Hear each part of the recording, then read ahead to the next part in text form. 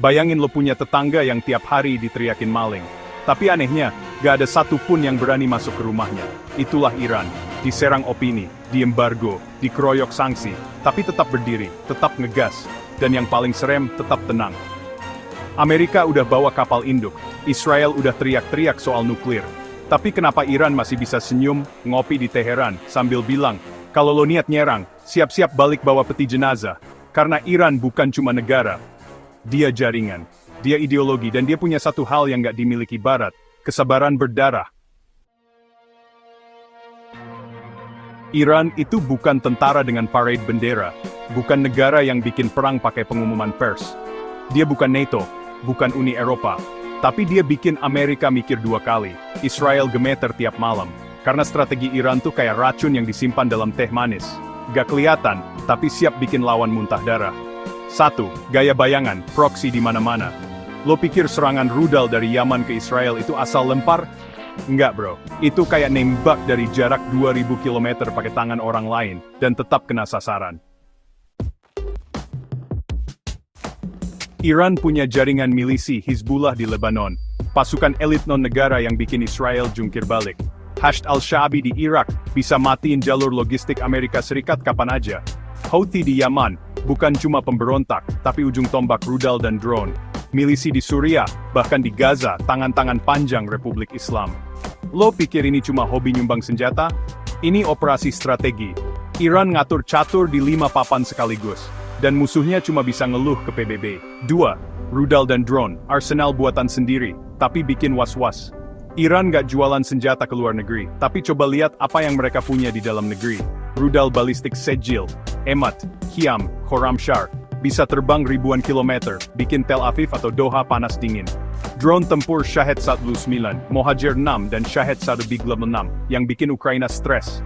Murah, bandel dan susah dilacak. Iran bahkan bikin pabrik drone di luar negeri, salah satunya kabarnya, di Suriah, teknologi pengacak dan sistem elektronik. Bikin Iron Dome Israel kayak saringan bocor. Dan ingat, ini semua diproduksi lokal, bukan beli dari Barat. Jadi walau diembargo, mereka tetap nyambung perang. 3. Asimetri gaya bertahan ala negeri dikepung. Amerika dan Israel tuh pengen perang cepat. Datang, bom, pulang, menang. Iran gak main kayak gitu. Iran main sabar. Serang pangkalan Amerika Serikat di Irak pakai drone kecil. Serang kapal tanker di Teluk pakai kapal cepat. Ganggu sinyal GPS pasukan lawan. Biarkan dunia bingung, siapa yang nyerang siapa. Mereka nggak peduli menang headline. Mereka peduli siapa yang terakhir bertahan. 4. Posisi strategis. Iran bukan Irak. Serang Iran bukan kayak masuk Baghdad. Iran punya pegunungan, bunker bawah tanah, dan jutaan sukarelawan yang siap perang gerilya. Gak cuma itu, wilayahnya gede banget. Radar musuh susah mantau semua titik. Infrastruktur militer disebar di Samarkand, dan sebagian bawah tanah. Dan jangan lupakan, Iran punya Selat Hormuz, 20% minyak dunia lewat situ. Kalau Iran nutup, ekonomi global ikut batuk darah. 5. Ideologi perang bukan sekadar politik. Ini mungkin yang paling bikin takut Barat. Iran bukan sekadar negara, dia punya ideologi perlawanan. Perlawanan terhadap penindasan, ini bukan slogan politik. Ini sistem pendidikan, ini khotbah Jumat, ini mural di dinding kampus. Dan lo nggak bisa bom keyakinan pakai jet tempur. Iran bukan negara yang siap perang frontal, tapi dia negara yang bikin musuh takut menang. Karena setelah lo menang di lapangan, lo bakal berperang di tiap jalan, tiap kota, tiap malam, sampai lo bosan. Sampai lo pulang, sampai lo sadar yang dilawan bukan cuma pasukan, tapi harga diri sebuah bangsa. Pernah nggak lo nonton film perang yang kelihatannya seru, musuhnya diserang habis-habisan, tapi, ternyata nggak selesai juga. Nah, hubungan Amerika-Israel dengan Iran tuh mirip kayak sequel film perang tanpa ending. Jet tempur udah dikirim, sanksi udah ditimpukin, proxy war udah bertahun-tahun. Tapi Iran masih berdiri, masih ngancam, masih bikin resah. Pertanyaannya, kenapa nggak pernah menang total? 1. Bukan musuh biasa, tapi negara perlawanan. Amerika pernah hancurin Irak dalam seminggu. NATO bikin Libya bubar cuma lewat udara. Tapi Iran udah lebih dari 40 tahun disanksi, malah makin mandiri. Karena Iran itu bukan sekadar rezim, Iran itu negara yang tumbuh dari revolusi. Di kepala pemimpinnya, yang dilawan itu bukan sekadar Amerika Serikat atau Israel, tapi penjajahan modern, dominasi Barat, dan semua bentuk arogansi kekuasaan. Jadi setiap rudal yang jatuh bukan dianggap kekalahan, tapi ujian. Dan setiap ujian itu, mereka jawab pakai darah lebih kuat dari dolar. 2. Menang militer nggak sama dengan menang politik. Israel bisa bom situs nuklir, Amerika bisa drop P2 dari langit. Tapi pertanyaannya, habis itu apa? Lo dudukin Iran, selamat datang di negara berpenduduk 86 juta dengan ribuan pegunungan dan basis milisi. Lo ganti rezim, siap-siap ngadepin revolusi gelombang 2. Rakyatnya justru makin radikal. Lo kirim pasukan darat, tanyain dulu ke veteran Irak gimana rasanya perang gurun lawan musuh yang gak kelihatan. 3. Iran jago di meja catur, bukan meja poker. Kalau Amerika Serikat main poker, gertak dulu baru cari kartu. Iran main catur, sabar, diam, tapi tahu tiap langkah. Contoh, saat dikeroyok sanksi, Iran gak ngamuk. Mereka bikin sistem barter minyak lewat Cina dan Rusia. Saat Jenderal Qasem Soleimani dibunuh, Iran gak langsung invasi. Tapi serang pangkalan Ain al-Assad pakai rudal presisi, bikin tentara Amerika Serikat gegar otak tanpa korban sipil. Itu bukan emosi, itu kalkulasi. Dan itulah yang bikin musuh pusing, mereka nggak bisa tebak kapan Iran marah, dan kapan Iran memukul. 4. Dunia nggak lagi seragam dukung Amerika. Dulu sih gampang kalau Amerika Serikat nunjuk, dunia ikut. Sekarang, nggak semudah itu, Washington. Rusia selalu veto aksi Amerika Serikat di PBB. Cina pelan-pelan masuk lewat ekonomi, nahan tangan Amerika Serikat. India, Turki, bahkan Brasil, makin berani ambil posisi netral. Karena Iran tuh kayak simbol negara yang berani bilang tidak ke adidaya. Dan simbol itu, meski nggak sempurna, tetap punya daya magis di dunia yang capek dikendalikan. 5. Israel punya bom, tapi tak punya narasi.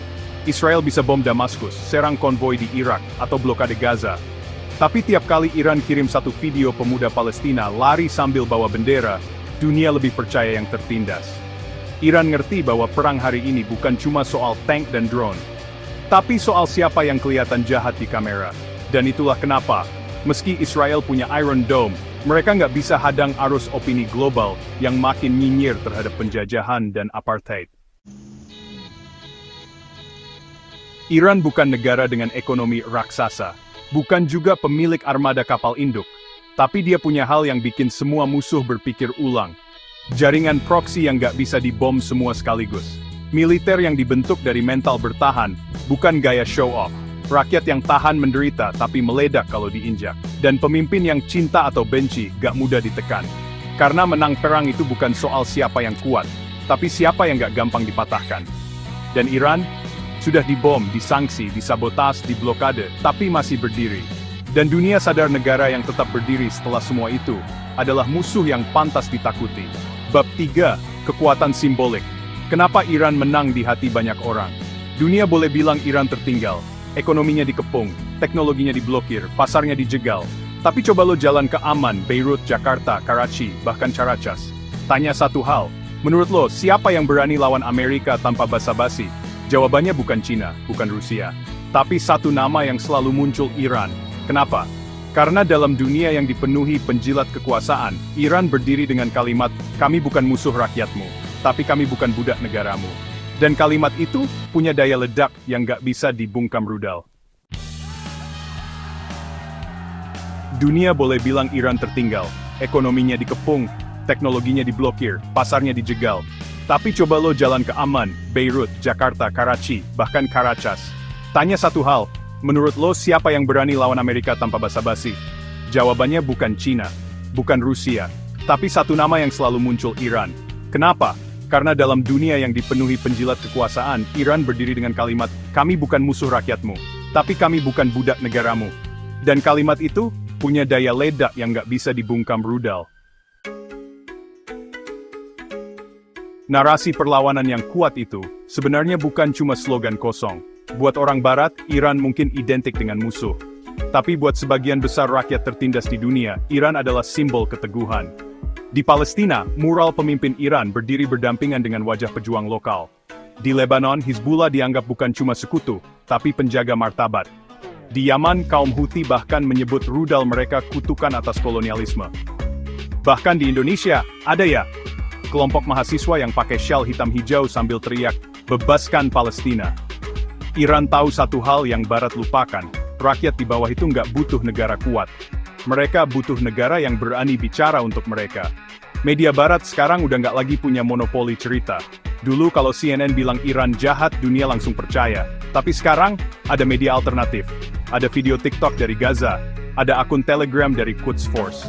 Bahkan jurnalis independen barat mulai ngaku, ada yang aneh dalam narasi kami.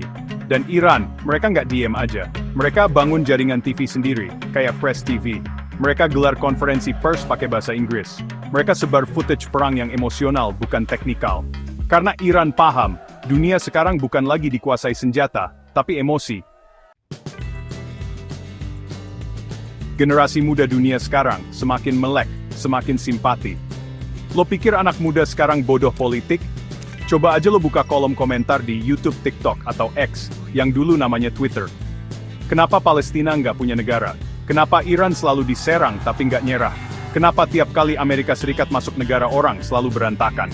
Pertanyaan kayak gitu muncul, bukan dari profesor politik, tapi dari anak SMA, mahasiswa, gamer, bahkan ibu-ibu penggemar drama Korea. Mereka mungkin nggak cinta Iran, tapi mereka benci banget sama kemunafikan global. Dan dalam dunia yang muak dengan standar ganda, Iran jadi sosok antitesis paling konsisten. Martir dan syahid, itu bahasa yang Barat nggak paham. Buat Amerika, mati dalam perang adalah kerugian. Tapi buat Iran, itu kemuliaan. Lo pernah lihat pemakaman Jenderal Qasem Soleimani? Jutaan rakyat turun ke jalan. Orang menangis sambil mencium fotonya. Pemimpin negara ikut jalan kaki. Barat bingung, kok bisa pemimpin militer dipuja kayak pahlawan nasional? Jawabannya, karena di mata rakyat, dia bukan sekadar jenderal. Dia lambang bahwa masih ada orang yang mau berdiri, walau dunia menyuruhnya sujud. Dan inilah kekuatan simbolik Iran. Bukan karena teknologi tinggi, tapi karena narasi pengorbanan, konsistensi, dan keberanian. Musuh Iran punya bom nuklir, tapi nggak punya cinta rakyat. Israel bisa bangun tembok, Amerika Serikat bisa bikin pangkalan militer. Tapi coba lo tanya, siapa yang dicintai di jalanan Gaza? Siapa yang dibela anak muda Lebanon? Siapa yang ditunggu bantuannya saat blokade? Jawabannya bukan Biden, bukan Netanyahu, tapi Iran. Karena cinta rakyat itu nggak bisa dipaksakan lewat perang. Dia lahir dari keteguhan. Dan Iran, walau keras kepala, nggak pernah plan-plan. Iran mungkin bukan pemenang, tapi nggak pernah kalah. Bukan karena senjata, bukan juga karena kekayaan, tapi karena satu hal, Iran tahu siapa dirinya, dan nggak pernah pura-pura jadi Barat. Dan justru itu yang bikin musuh takut. Karena dunia yang lelah melihat munafik dan topeng, lebih percaya pada yang kasar tapi jujur, daripada yang sopan tapi busuk. Di layar media, Iran sering tampil sendirian, digambarkan ekstrem, tertutup, penuh senjata, dan marah-marah. Tapi di balik kabut propaganda, hubungan Iran dengan dunia Islam tuh jauh lebih rumit dari sekadar teman atau musuh. Kadang mereka disambut dengan pelukan, kadang juga dicurigai kayak mertua baru. Dan semuanya berpulang ke satu pertanyaan, apakah Iran ini pembela umat, atau pengganggu stabilitas? Yuk kita bongkar, satu persatu. Di mata rakyat Palestina, Lebanon, dan Suriah Iran adalah tiang bendera perlawanan. Di Gaza, bantuan senjata dan pelatihan untuk faksi-faksi bersenjata datang diam-diam, tapi nyata. Di Lebanon, Hizbullah jadi kekuatan yang bukan cuma jaga perbatasan, tapi juga jadi simbol martabat Arab. Di Suriah, Iran kirim penasihat militer buat bantu Assad bertahan dari ISIS dan intervensi asing. Tapi di sisi lain, di Arab Saudi, Iran disebut provokator Syiah yang ganggu tatanan Sunni. Di Bahrain dan UAE, Iran dituding biang kerok setiap demonstrasi. Di Mesir dan Yordania, mereka khawatir Iran nyusup lewat ekonomi dan budaya. Jadi walau di level rakyat Iran dikagumi, di level elit, Iran bikin gelisah. Iran adalah negara mayoritas Syiah. Itu fakta, bukan bahan provokasi. Tapi pertanyaan besar selalu muncul, apakah Iran bantu Gaza karena semangat Islam atau semangat Syiah? Iran jawab, karena keadilan. Tapi dunia Sunni, terutama yang dekat dengan Saudi, masih setengah percaya. Bahkan beberapa ulama di Timur Tengah bilang, kalau Iran bantu Gaza, kenapa nggak bantu Muslim Uighur di Cina? Iran balas, kami bantu semua, tapi fokus kami wilayah kami, ancaman kami. Jadi ya, ini bukan soal ideologi doang, ini soal politik praktis, yang dibungkus tafsir agama. Di Indonesia, Iran punya tempat spesial, tapi bukan sebagai panutan, melainkan inspirasi. Banyak aktivis pro-Palestina kagum pada sikap keras Iran ke Israel. Beberapa pesantren belajar revolusi Iran sebagai pelajaran geopolitik. Tapi negara masih sangat hati-hati. Karena hubungan Indonesia dengan negara Teluk kuat dan negara Teluk, ya kita tahu, mereka alergi sama Teheran. Begitu juga dengan Malaysia dan Brunei, mereka suka semangat anti-Barat Iran, nah tapi nggak nyaman kalau urusan doktrin ikut masuk. Lo pikir Iran cuma jago rudal dan roket? Enggak. Mereka punya senjata lain, budaya dan teknologi. Film Iran sering menang di festival dunia. Isinya reflektif, spiritual, dan penuh makna sosial. Ilmuwan Iran banyak ditugaskan di luar negeri, dari teknik nuklir sampai medis. Vaksin COVID buatan Iran sempat ditawarkan ke negara-negara Afrika dan Asia Selatan. Dan di dunia Islam, soft power ini pelan-pelan mengikis stigma. Iran bikin negara berkembang mikir, kalau mereka bisa mandiri di tengah embargo, kenapa kita nggak? Itulah kekuatan Iran. Inspirasi diam-diam. Orang Muslim biasa nggak butuh Iran jadi sempurna. Mereka cuma pengen lihat ada negara yang nggak takut ke AS, konsisten bela Palestina, punya pemimpin yang nggak gonta-ganti prinsip tiap kali ada rapat G7. Dan Iran, dengan segala keras kepala dan retorikanya, hadir sebagai negara yang nggak pencitraan. Lo boleh nggak suka pemimpinnya, boleh kritik sistemnya, tapi lo nggak bisa bilang, Iran itu penjilat.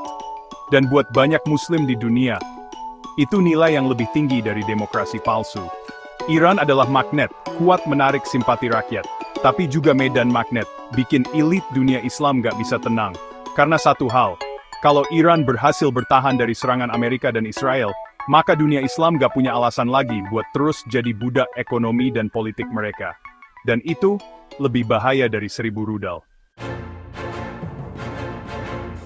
Selama ini narasi global selalu nyanyi satu lagu, Iran berbahaya karena senjata, nuklir dan ideologi. Tapi coba lo lihat lebih dalam. Apa yang bikin Barat benar-benar takut dari Iran? Spoiler, bukan nuklir. Karena yang punya nuklir udah banyak, Israel, India, Pakistan, bahkan Korea Utara. Yang bikin Barat deg-degan kalau Iran menang adalah, dunia bakal sadar kalau lo nggak perlu sujud ke Barat buat bisa berdiri. Dan itu buat mereka, jauh lebih mengancam dari hulu ledak manapun. Iran udah 45 tahun lebih hidup di bawah sanksi ekonomi. Diputus dari sistem perbankan dunia, SWIFT, dicekik akses perdagangannya, dan dijegal investasinya. Tapi apa yang terjadi? Mereka bisa bangun industri pertahanan mandiri.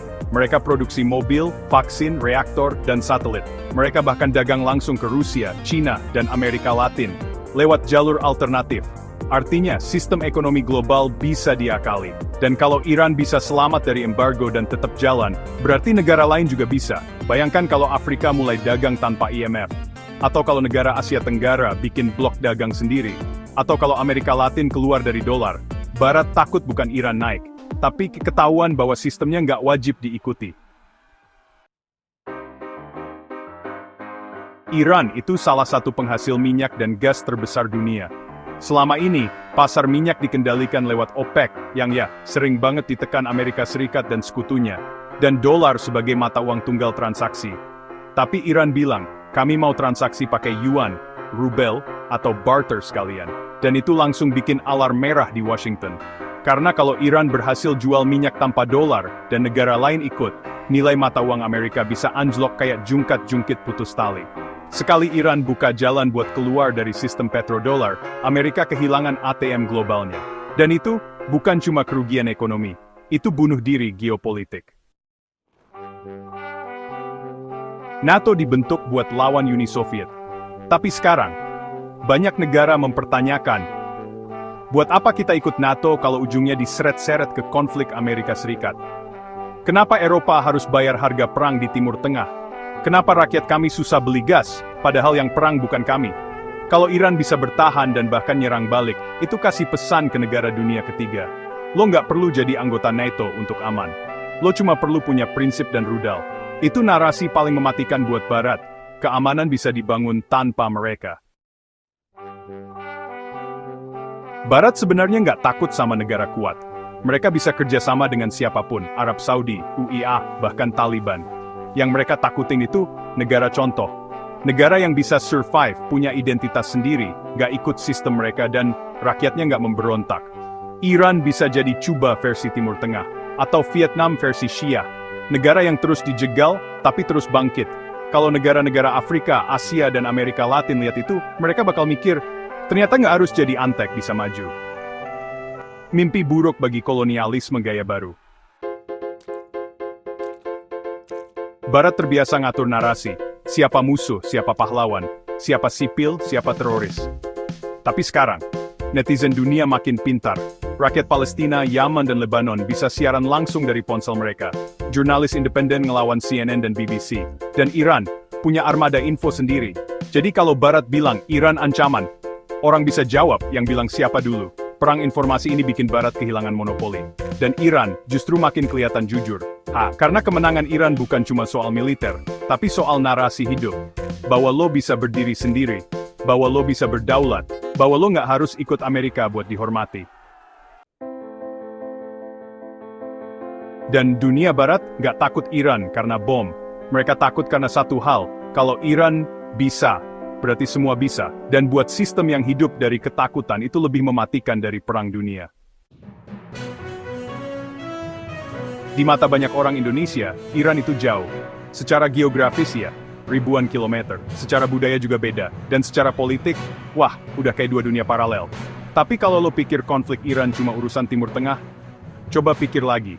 Karena setiap rudal yang dilepas di Teluk Persia, itu bisa bikin harga cabai lo naik, BBM lo meledak, bahkan peluang kerja lo lenyap.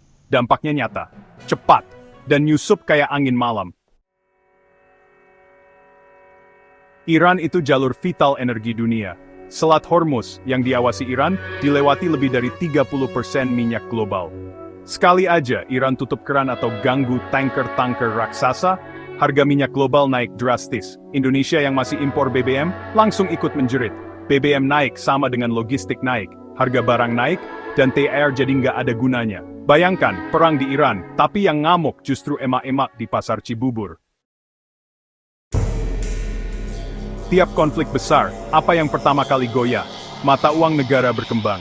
Begitu dolar Amerika Serikat menguat, ya karena ketakutan investor, rupiah langsung turun tangan, lemes duluan. Impor makin mahal, cicilan utang luar negeri naik, APBN kita makin mep-mep-gap. Kalau perang Iran dan Amerika Serikat makin parah, bukan cuma langit Teheran yang meledak. Ekonomi Indonesia bisa ikut kepanasan. Banyak Muslim Indonesia kagum sama sikap keras Iran ke Amerika Serikat dan Israel. Tiap Iran bersuara soal Palestina, simpati berdatangan. Tiap rudal Iran ditembakkan, sebagian masyarakat bilang, akhirnya ada yang berani. Tapi ada juga yang masih ragu soal perbedaan mazhab, soal ideologi revolusi Iran, soal narasi Shia versus Sunni yang dibakar media. Jadinya, simpati ada, tapi nggak semua rela peluk erat. Tapi, kalau terus-terusan Iran dijadikan sasaran Barat, rasa solidaritas umat Islam Indonesia bisa bangkit pelan-pelan, dan itu bakal jadi tekanan politik yang susah diabaikan oleh pemerintah kita. Konflik Iran bikin makin banyak anak muda Indonesia belajar geopolitik. Lo mulai dengar kata Selat Hormuz. Lo mulai tahu bedanya drone Shahed dan Patriot Mi-104. Lo ngerti bahwa perang itu nggak selalu soal tank, tapi juga soal utang, media, dan gas. Dan makin banyak yang sadar dunia ini nggak dibagi cuma jadi pahlawan dan teroris, tapi dibagi jadi yang tunduk dan yang berani. Dan Iran, mau suka atau enggak, jadi simbol perlawanan global. Indonesia dan Iran punya hubungan diplomatik sejak lama. Iran banyak undang tokoh NU, Muhammadiyah, dan kampus Islam ke negaranya.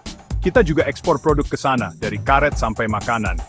Ada kerjasama di bidang pendidikan, minyak, dan teknologi. Tapi karena tekanan dari negara Barat dan Teluk, Indonesia selalu jaga jarak aman. Kita nggak mau terlalu mesra, tapi juga nggak pernah ikutan nyerang. Tapi kalau krisis makin parah, pemerintah Indonesia bisa dipaksa milih ikut Amerika Serikat atau netral penuh. Dan tekanan dari masyarakat bisa bikin netral bukan pilihan abadi.